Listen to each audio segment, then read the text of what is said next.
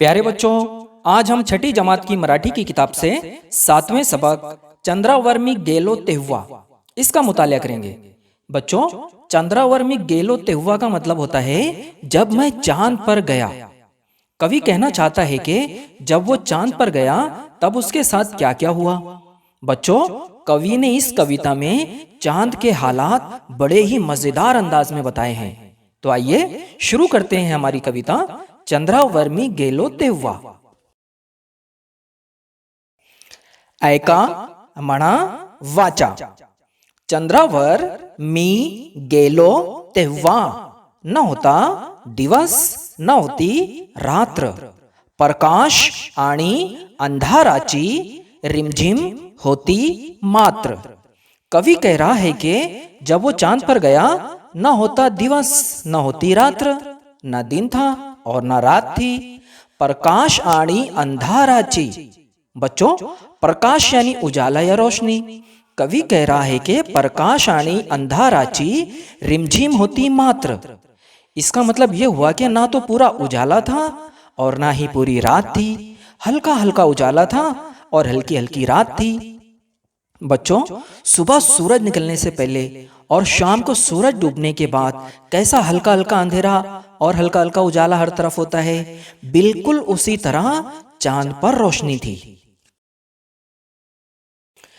चंद्रावर मी गेलो तेव्हा कापूस कापूस झालो, तरंगत तरंगत इकडे तिकडे आरामात हिंडलो। कवि कह रहा है कि चंद्रावर मी गेलो तेव्हा कापूस कापूस झालो, यानी जब वो चांद पर गया बिल्कुल कपास की तरह हल्का हो गया। क्यों बच्चों?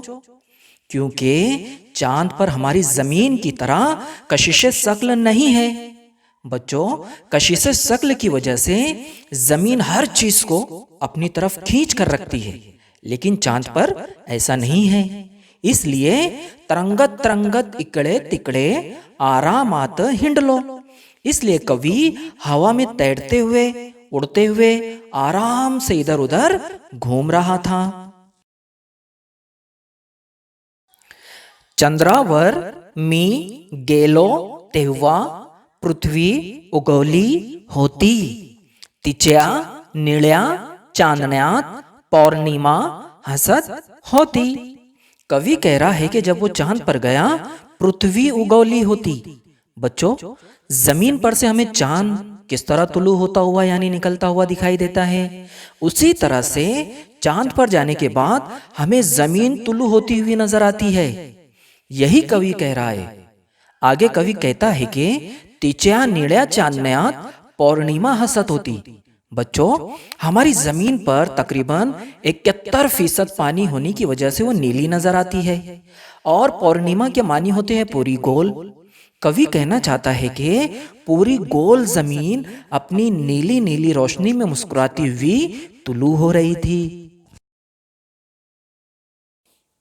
चंद्रावर मी गेलो तेव्हा ससा बिसा न होता, आर्मस्ट्रॉंगच्या पायाचा मोठा ठसा होता। बच्चों, नील आर्मस्ट्रॉन्ग वो पहला इंसान है जिसने चांद पर कदम रखा।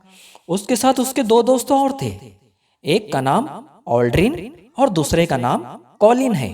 ये बात है 20 जुलाई सन ईस्वी 1969 की। नील आर्मस्ट्रॉन्ग और ऑल्ड्रिन ये दोनों चांद पर तकरीबन 3 घंटे तक घूमते रहे। उनका तीसरा दोस्त कॉलिन खिलाई जहाज के ऑर्बिट में ही बैठा रहा, वो चांद पर नहीं उतरा। खिलाई जहाज में बैठे बैठे उसने चांद की बहुत सारी तस्वीरें ली। ये तीनों जिस खिलाई जहाज में बैठकर चांद पर गए थे उसका नाम था अपोलो 11 यानी अपोलो 11। इस मिशन को कामयाबी के साथ पूरा करके ये तीनों खिलाई मुसाफिर सही सलामत जमीन पर वापस आए थे। बच्चों, कवि यही कह रहा है कि जब वो चांद पर गया तो वहां कोई ससा बिसा यानी खरगोश वरगोश कोई नहीं था, बल्कि वहां तो आर्मस्ट्रॉन्ग के पैरों के बड़े बड़े निशानात थे। बच्चों, इस कविता को लिखने वाले कवि का नाम है राजन साटम।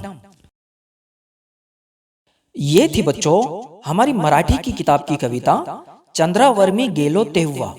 इंशाल्लाह हम जल्द मिलते हैं एक नए सबक के साथ। तब तक के लिए खुदा हाफिज।